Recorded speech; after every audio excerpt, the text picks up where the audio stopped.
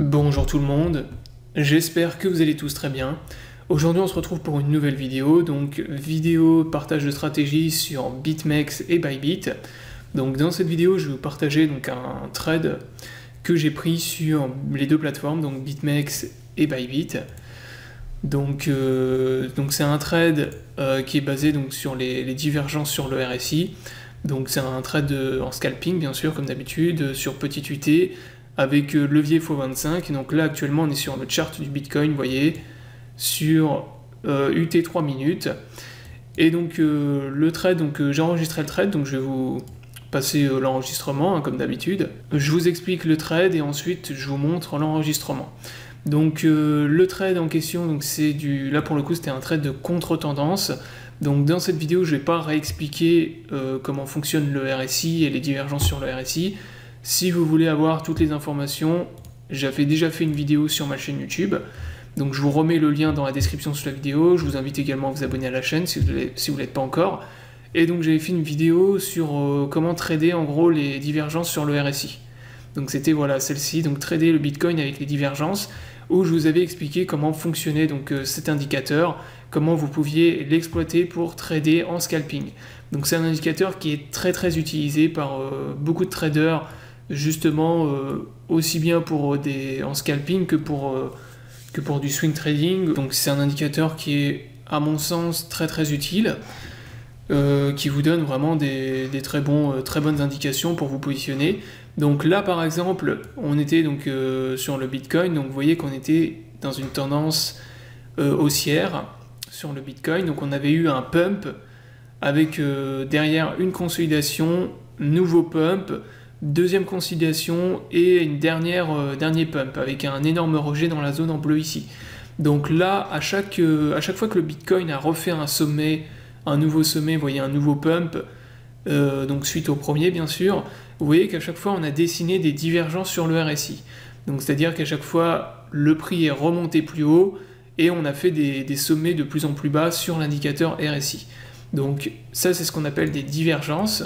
Donc quand le prix continue à monter comme ça et qu'on a des points hauts de plus en plus bas, ça s'appelle des divergences.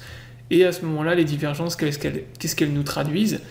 Elles nous traduisent tout simplement que, en gros, les acheteurs s'affaiblissent et que c'est plus intéressant de commencer à se positionner à contre-tendance plutôt que d'essayer de suivre la tendance à ce moment-là.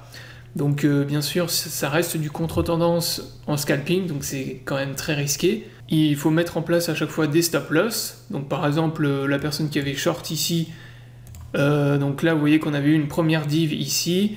Donc si on avait short ici et que la personne par exemple elle avait TP le support qui était là, bah vous voyez que derrière il s'est fait rect. Donc si par exemple il avait mis son stop-loss ici au-dessus du dernier sommet, vous voyez que derrière il y a eu une consolidation et on est reparti dans un troisième pump. Donc là, à partir du troisième pump, on a dessiné à nouveau une troisième divergence. Donc là, c'était vraiment ultra intéressant de se positionner short. Quand on commence à accumuler des divergences comme ça sur le 3 minutes, bah ça commence à être très intéressant de se positionner justement en contre-tendance. Donc là, en position short. Donc moi c'est ce que j'ai fait donc sur le trade, donc que je vais vous montrer. Donc j'ai short en fait à 7100 vers les 7150 $, et j'ai TP vers les 7115.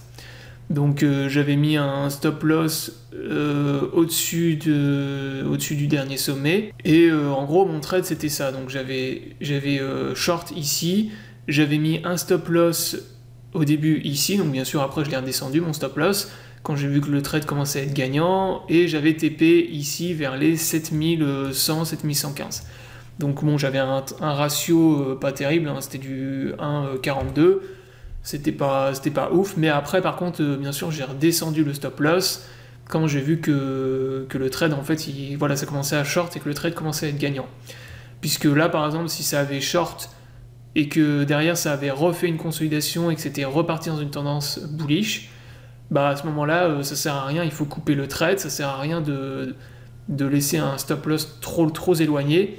Il faut réadapter en fonction de ce qui se passe. Donc là, donc vous aviez donc les divergences, comme je viens de vous l'expliquer. Vous aviez également une ligne de tendance ici qui était intéressante, hein, à short.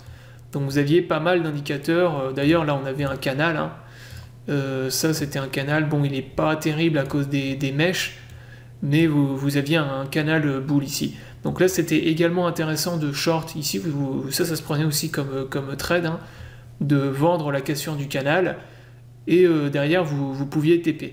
Donc là vous aviez plusieurs zones de TP, donc moi celle que j'ai pris c'était celle-ci vers 7115, mais en fait vous aviez donc 3 zones de TP, vous aviez donc la première zone ici, vous aviez celle-ci, donc celle que moi j'ai TP, et vous aviez également la dernière, c'était celle-là.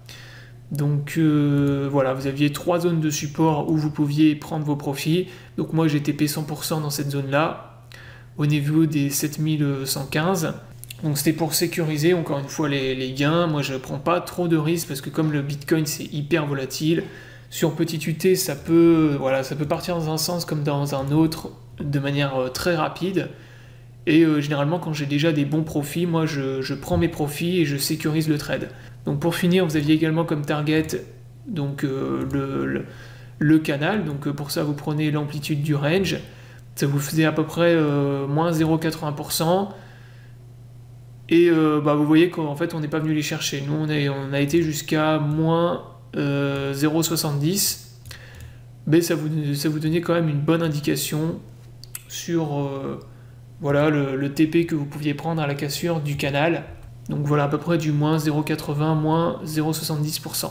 Voilà, donc la vidéo est terminée, j'espère qu'elle vous aura plu. Donc encore une fois, si vous voulez bien tout comprendre sur l'indicateur RSI, je vous invite à aller voir la vidéo que j'avais faite de tuto, vidéo de formation sur cet indicateur. Donc vous avez le lien dans la description sous la vidéo. Je vous souhaite à tous une bonne journée et à bientôt pour une prochaine vidéo.